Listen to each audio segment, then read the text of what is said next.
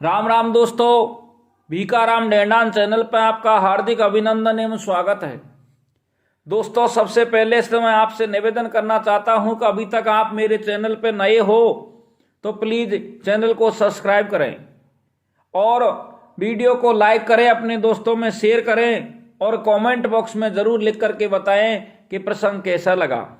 तो चलिए दोस्तों, बिना किसी देरी किए हुए आज हम बगड़ावत पुराण शुरू करते हैं।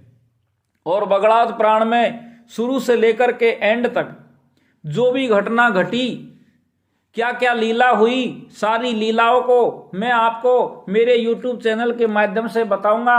लेकिन एक वीडियो में ये नहीं आ सकता, जितनी भी वीडियो में आएगा मैं एक के बाद में एक क्रमवाई में आपको बताता रहूंगा। तो दोस्तों, अब चलते हैं हम बगड़ावत पुराण की ओर। बगड़ावत पुराण शुरू कहां से हुआ? तो सज्जनों, अजमेर का राजा बीसल देव जी, अजमेर के राजा बीसल देव जी और मांडल जी दो भाई थे। मांडल जी छोटा था और बीसल देव जी बड़ा भाई था। इधर को बीसल देव जी अपने छोटे भाई मांडल जी से कहते हैं कि आप जाओ, हम व्यापार करेंगे और प्रजा को मैं संभालता हूं, राज को मैं संभालता हूं, आप मेवाड़ के लिए जाओ और मेवाड़ से अच्छे अच्छे बढ़िया बढ़िया नस्ल के बढ़िया बढ़िया किस्म के घोड़े खरीद के लाओ। तो बीसल देव जी अपने भाई को धन दौलत दे करके और मेवाड़ के लिए भेज देता है। इधर को मांडल जी मेवाड़ जाकर के क्या करता है कि जो भाई ने पैसा दिया था उसका 30% काम लेता है, उनके घोड़ा खरीदता है और अजमेर के लिए भेज देता है। और बाकी का 70% जो पैसा बचता है उसको कुआं खुदवाता है, तालाब बनवाता है, बावड़ियां बनवाता है और अपने भाई के पास में फिर सूचना भिजवाता है। तो इधर को बीसल देव जी अपने भैया के लिए फिर धन दौलत भेज देते हैं। इस तरीका से ये लीला चलती रही। कछु दिना बीत जाते हैं तो अजमेर के राजा बीसल देव जी मन में विचार करते हैं कि मैं इतना सारा पैसा मेरे भाई मांडल जी को भेजता हूं और फिर भी वो बहुत कम घोड़ा भेजता है। बात क्या है, वो इतने सारे पैसों का क्या करता है? जब भी मेरे से पैसा मंगवाता है मैं उसको भेज देता हूं, कभी मैंने उसकी सच्चाई नहीं जानी कि वो क्या कर रहा है। तो अब अजमेर के राजा बीसल देव जी क्या करते हैं कि अपने अश्व पे सवार होकर के और मेवाड़ के लिए रवाना हो जाते हैं। इधर को मेवाड़ के लिए रवाना होते हैं और मांडल जी को पता लग जाता है कि मेरा भाई मेरे से मिलने के लिए आ रहा है। तो अब मांडल जी अपने भाई से डर करके अपने घोड़े पे सवार होता है और अपने घोड़े पे सवार होकर के जो बड़ा सा तालाब बनवाया था वो तालाब में घुस जाता है। जैसे ही घोड़ा सहित जल में घुस जाता है, जल समाधि ले लेता है। कहने के मतलब भगवान को प्यारा हो जाता है, प्राण पखेरु उड़ जाते हैं। उसी टाइम पे अजमेर का राजा बीसल देव जी आता है और बाकी के लोगों से पूछताछ करने पे सारी बात का पता लग जाता है कि महाराज आपके डर से आपके भाई ने तो जल समाधि ले ली है। इतनी बात को सुन करके और बीसल देव जी काफी रुधन मचाता है, भैया की याद करता है, मन में विचार करता है कि मैं न आता तो ही अच्छा रहता, अब मेरा भाई इस दुनिया में नहीं रहा है। तो अब वो क्या करता है अजमेर का राजा बीसल देव जी अपने भैया की याद में उसी तालाब के बीचों बीच, जिस तालाब में मांडल जी ने समाधि ली थी, उसी तालाब के बीचों बीच एक बड़ी बहुत विशाल बड़ी छतरी का निर्माण करता है। और उसी मांडल जी समाधि के कारण उस गांव का, उस आसपास के क्षेत्र में जो गांव बसा उसका नाम मांडल गांव पड़ जाता है। अब देखो प्रिय सज्जनों, होनी का संयोग, दिन बीतते रहे। कछु दिना के बाद में बीसल देव जी के राज्य में एक गांव में एक शेर है जो आतंक मचा देता है। इतना आतंक मचाता है कि दिन में या रात में जब भी मौका लगता है तो एक न एक आदमी को वो खराब कर देता है, मार देता है। सारे गांव वाले परेशान हो जाते हैं। सारे गांव वाले परेशान होकर के एक दिन मीटिंग करते हैं और मीटिंग करके ये फैसला करते हैं कि चाहे जे कोई मारे, इसकी बजाय तो नियम बनाते हैं कि एक घर से एक आदमी को इसके लिए प्रतिदिन के लिए दे दिया जाएगा। इस कारण से कई दिन में एक घर का नंबर आएगा। इस तरीका से सज्जनों ये प्रसंग चलता रहा, ये बात चलती रही। उन्हीं का संयोग देखो कि मांडल जी का बड़ा पुत्र हरिराम जी, हरिराम जी के शिकार खेलने का बड़ा शौक था। एक दिन वो शिकार खेलता खेलता अजमेर से और उसी नगर में, उसी गांव में पहुंच जाता है जहां वो सिंह का आतंक मचा हुआ था। और शिकार खेलता खेलता उसको सूर्य अस्त वन में हो जाता है।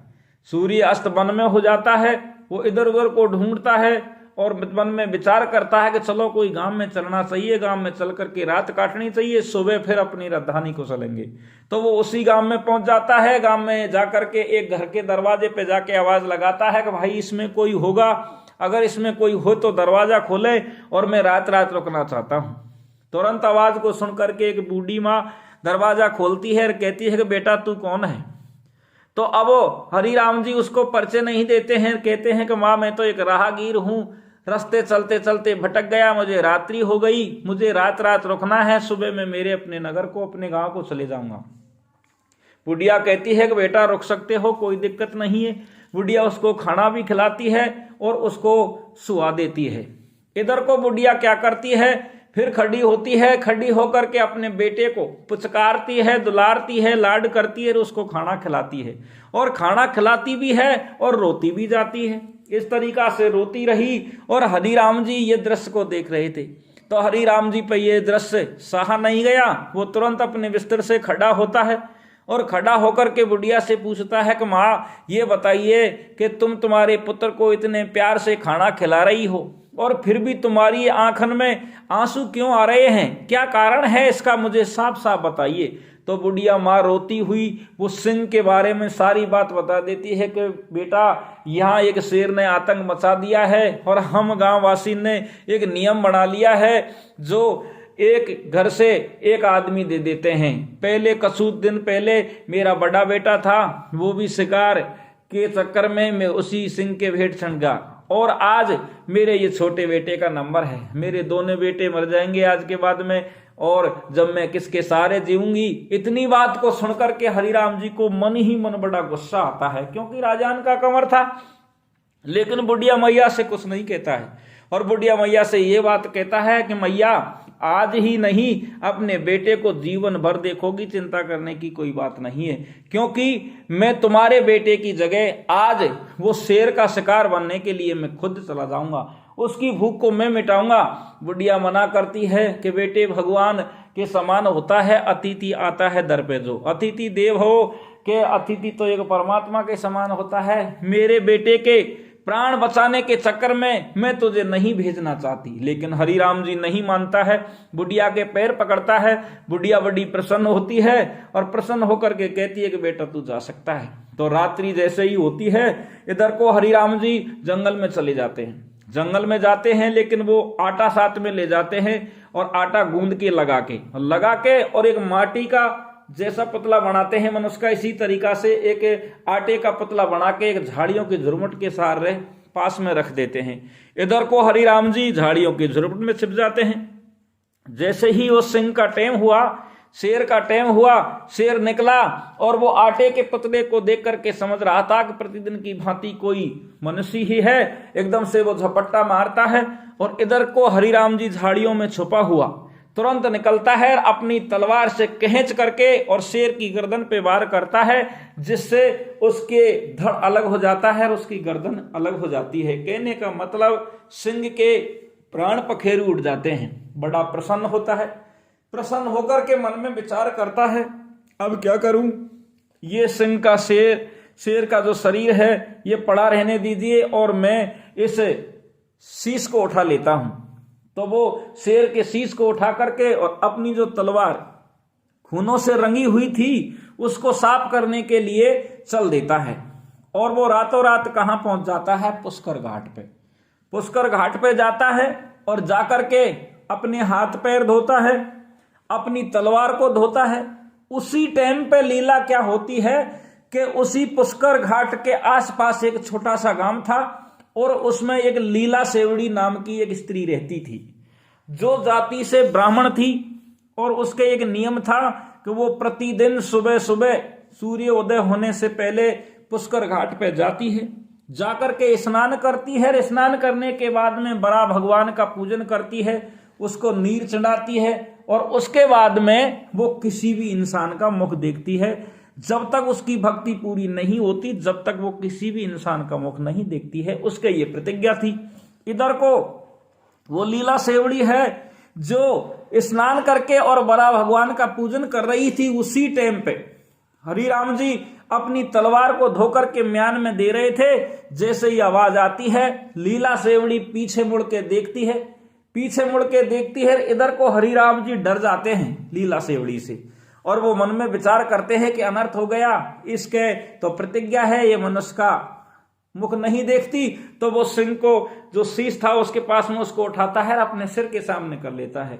इधर को लीला सेवड़ी दृश्य देख रही है कि पूरा शरीर इंसान का है और सिर है जो शेर का है। ये क्या लीला है? तो उसी टाइम पे कहती है कि भाई तू कौन है?